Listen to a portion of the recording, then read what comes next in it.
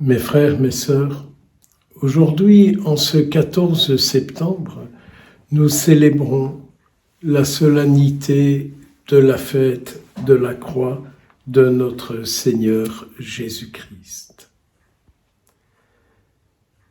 Belle fête à vous tous.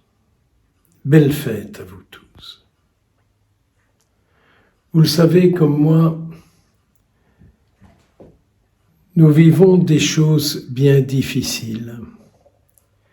Quand nous ouvrons les informations à la TV, à la radio, dans les journaux, ou ailleurs, nous n'entendons que des choses tristes.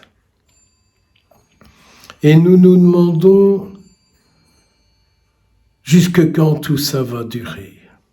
Des inondations, des guerres, des conflits. On vient ressortir des vieux dossiers de toutes sortes. On se rend compte qu'on vit dans un monde avec un profond mal à l'aise, ou plus encore, dans un monde avec un grand mal-être. On a du mal-être. Et je trouve que les quelques versets du livre des Nombres que nous avons reçus comme première parole aujourd'hui nous aident vraiment à comprendre.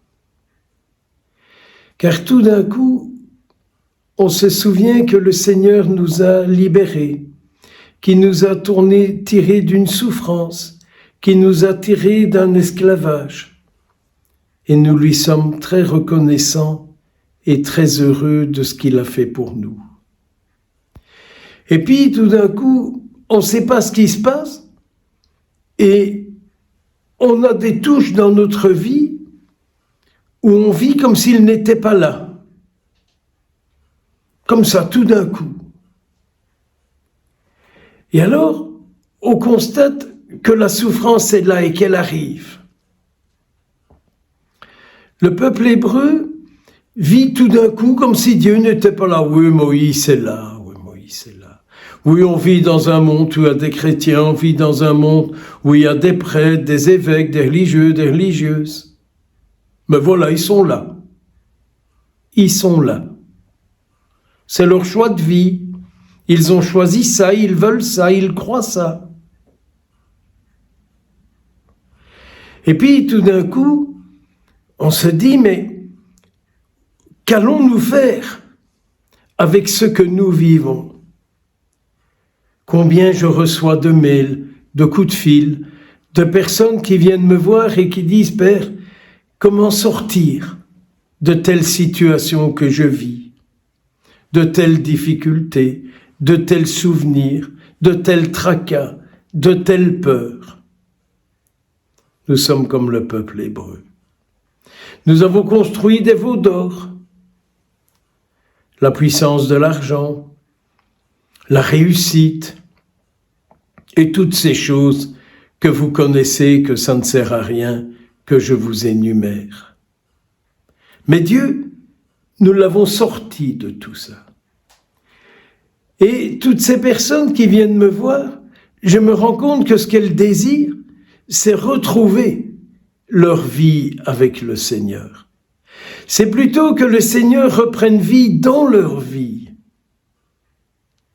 Parce que quelque chose en elle dit « Regarde vers lui, tu seras fort, tu resplendiras et tu vivras, non pas de ce qui se passe, mais de la présence de Dieu en toi. » Je comprends que Dieu dise à Moïse « Fais ce serpent ». Ils regarderont vers lui, et quand ils regarderont vers lui, ils resteront en vie. Parce que la question fondamentale est bien de rester en vie. Pour rester en vie, il faut que nous ne soyons pas atteints par ce qui nous fait perdre la vie, parce qu'il nous fait perdre la paix, parce qu'il nous fait perdre la raison d'exister. Alors vous voyez, quand j'entends Saint Jean qui nous rapporte dans l'Évangile cette belle parole. Dieu a envoyé son Fils dans le monde pour que par lui le monde soit sauvé. Si je me permets de paraphraser un petit peu, je vous dis, Dieu a envoyé Jésus dans votre vie pour que vous soyez sauvés. Le rôle des prêtres, le rôle des évêques, de par leur sacerdoce, c'est de tout faire pour que le Christ Jésus prenne vie dans votre vie. Et parce qu'il prend vie dans votre vie, vous êtes sauvés. Vous n'êtes plus dépendant de ce qui vient, de ce qui arrive, de ce qui se passe, de ce qu'on dit, ainsi de suite, etc. Dieu envoie Jésus dans votre vie pour que vous soyez sauvés. Et plus encore, il ne vous juge pas pour ce que vous avez fait, pour ce que vous avez dit, par les travers, par les dépendances, par les addictions. Dieu ne va pas sur ce terrain-là. Dieu, c'est celui qui délivre, c'est celui qui libère, c'est celui qui sauve par la présence de son Fils Jésus. Et donc, ayons cette attitude comme le peuple de savoir nous ouvrir et d'aller dire « Voilà ma souffrance, voilà où j'ai été m'attacher, voilà où j'ai été me détruire, voilà où j'ai vécu sans Jésus. Je veux mettre Jésus là-dedans. Seigneur, je t'en supplie, viens prendre vie là. » Alors quand je regarde la croix de Jésus, c'est à tout ça que je pense. Tu viens dans ma vie.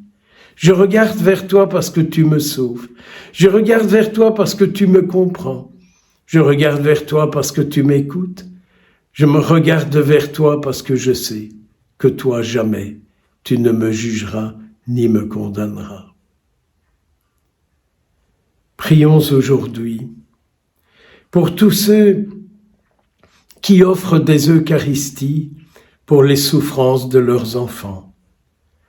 Je pense à ce François Xavier, je pense à Guillaume, et à combien d'autres encore, à notre cher Paul pour lequel nous avons célébré un 31.